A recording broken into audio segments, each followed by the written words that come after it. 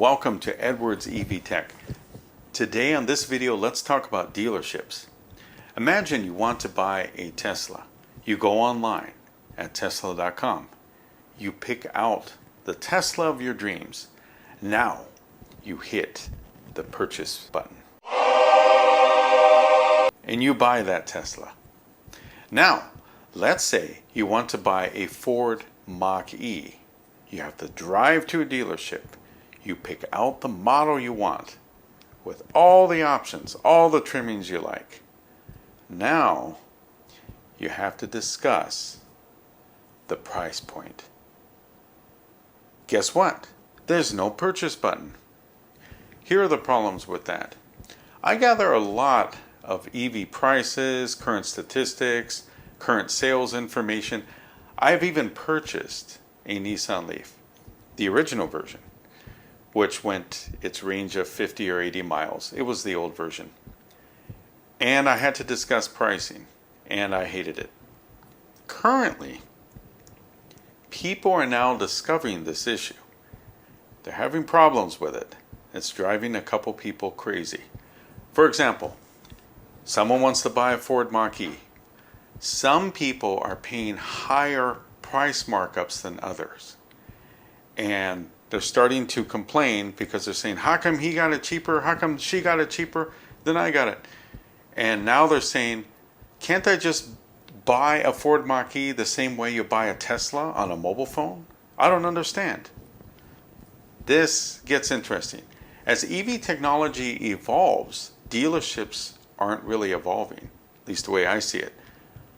First question, why do we have dealerships?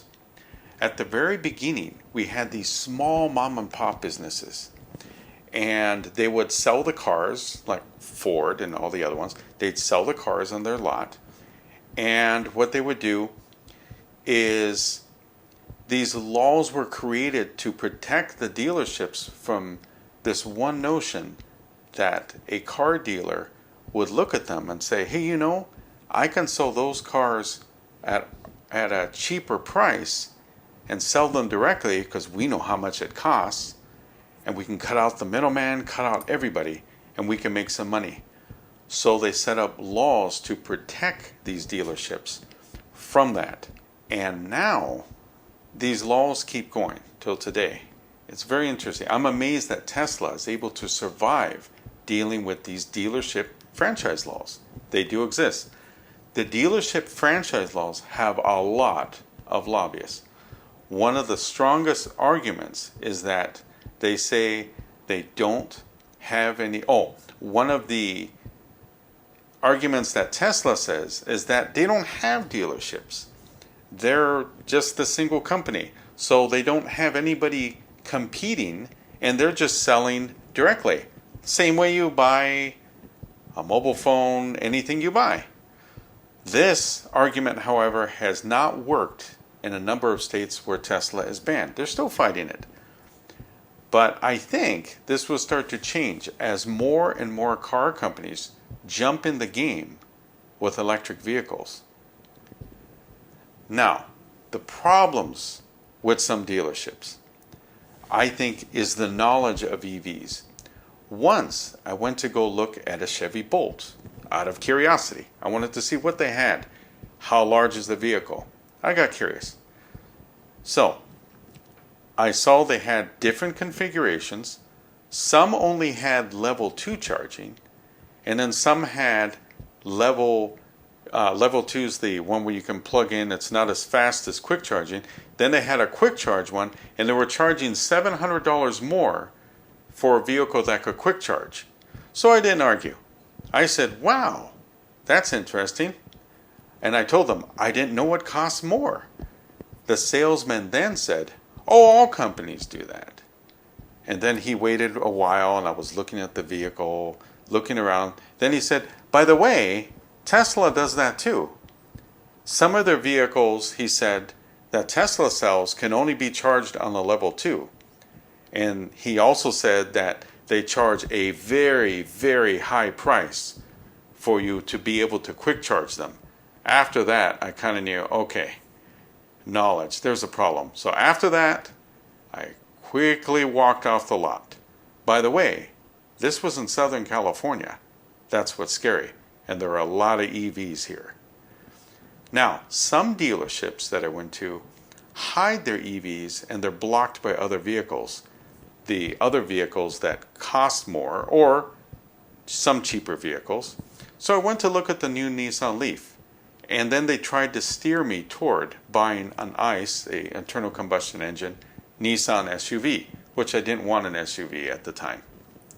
Now, the current model of a dealership is also about making money.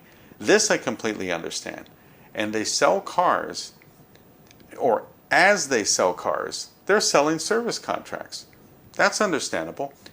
Remember, an internal combustion vehicle needs a lot of service, like oil changes, timing belt replacements, tune-ups, even smog checks. But smog checks are usually done at a facility for that.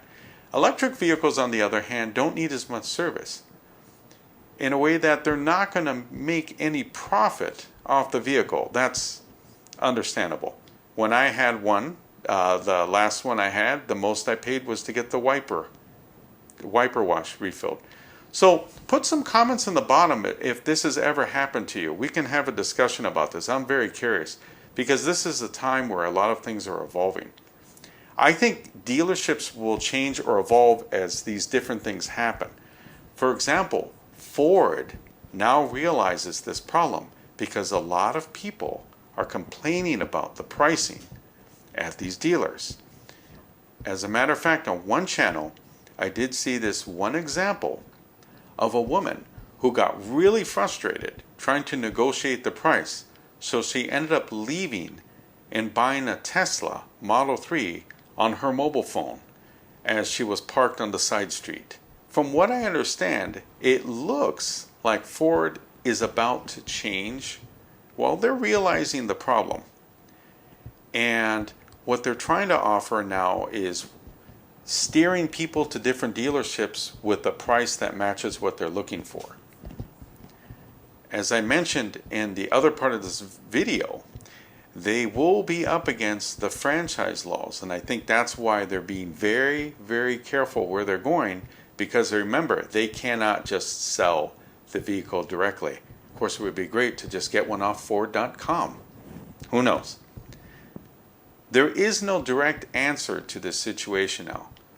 I don't know where it's going to go. But it is a very interesting time right now looking at car dealerships versus one company selling directly, such as Tesla. That's always caught my attention. Wherever I go into a mall and I see a Tesla. I see a Tesla sales area. It's very interesting. I'm curious to see how this evolves, and I'm starting to see people moving toward this change. And they order, remember, most people order products directly online anyways. So to them, they should be able to order online. I think people are getting tired of dealerships. So leave some comments on the bottom, and welcome to the channel. I'm very curious about your views on this and if they'll change.